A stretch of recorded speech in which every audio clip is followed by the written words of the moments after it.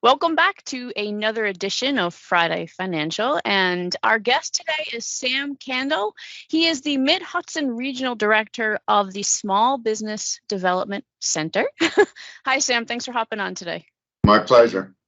Let's talk about business plans. They are something that I know you believe in very strongly, that helped the success of small businesses. So let's just start with a really high-level explanation of what a business plan is. Well, on the primary level, a business plan is a roadmap. It's usually used formally in order to provide a summary of what your business does for a bank or an investor to determine what your business does and whether they want to invest in your business or whether they want to lend you money. So that's primarily why people have business plans, but it's not the only reason why a company of any sort should have a business plan. So if you're driving to some place that you've never been before and you don't have a roadmap, then you won't know how to get to your destination. So basically a business plan is a way to get to a certain goal or destination that you might have for your business. Mm-hmm. Now, Sam, there's been, a rise in what I'll call, for lack of a better definition, non-traditional jobs, things like YouTube creators, content creators, freelancers. And that group of people may feel like they don't necessarily need a business plan, but do they? I think anybody who endeavors to work for themselves needs to have some sort of plan. Mm-hmm. It doesn't necessarily have to be formal, but I think what a lot of people forget is that if you, let's say you give up your salary job and you're making $50,000 a year and you require $50,000 a year in order to live, then you have to find a way for your own business to make $50,000 a year. You'll end up living in your car.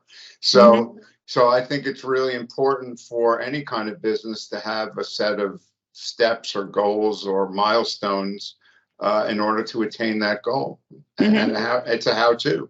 Mm-hmm. So, and we've seen, I'm sorry, go ahead, Sam. And also to summarize whatever startup cost you might have if you're endeavoring to start from scratch. Mm-hmm. Mm-hmm. So I think, as we come out the other end of the pandemic, we kind of see what can happen if you don't have a plan in place. So, I mean, I would assume that still remains relevant.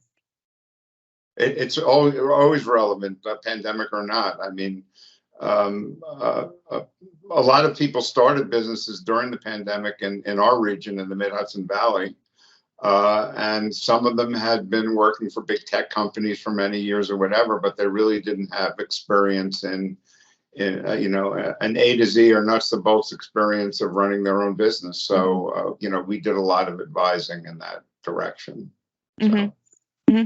And what, I don't want to fearmonger, but what is something that could potentially go wrong for someone who's trying to start their own business or take on freelancing work, that type of thing, if they don't have a plan in place?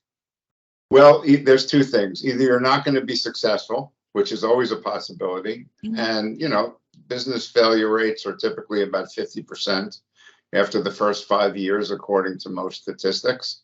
Mm-hmm. Or you're not going to attain whatever goals. You're going to miss an opportunity that you might have had that you will miss if you didn't have that roadmap that I mentioned at the beginning to get from, to reach certain milestones.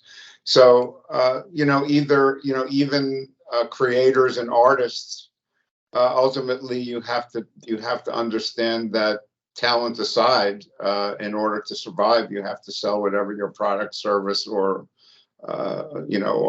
talent is in order to make enough money to live. It just always boils down to the numbers, frankly. Mm-hmm. Mm-hmm. So, and I know, Sam, you and I kind of talked a little bit before we started this recording, so this is a little bit off the cuff, but just give us an idea of what, a creator or an artist, what do they need to get started with a business plan? And obviously they can turn to you and your group for help. A lot of research. There are certain things that are fundamental to running a business, and then there are certain things that are specific to starting every kind of business. So it just really all depends on the particular kind of business somebody wants to start. But for somebody who's a creator per se, I think one of the most difficult challenges is finding a forum to sell your product, or your art, or your pottery, or whatever. I mean, there's lots of online opportunities now. I mean, they're crowded spaces, but there's Etsy, there's Shopify, and other places where you can sell your wares online. But there's also art galleries and craft shows, and I think you have to figure out where you're going to sell your product. I think that's an important thing, and whether there's a demand for it, one way or the other, and enough of demand to make a living. Now, I know, like, I have a 12-year-old son, and he has his heart set on making money off of YouTube videos. So, even in that particular genre, though, you need to have an idea of, who your audience is going to be, what you're going to talk about, how you are going to ultimately make money off of something like that, right? Well, you have to understand how YouTube works, which I am not an expert in, but you have to have a certain number of views, and it's not passive. It's something that you work on all the time in order to increase traffic. Same thing with TikTok and a lot of the other social media sites where you have to have a tremendous following in order for it to have an impact and for them to start sending you money. So, and those numbers are quite large, actually. So, yeah. So, Sam, one last question for you. How does an organization like the Small Business Development Center help people? We do.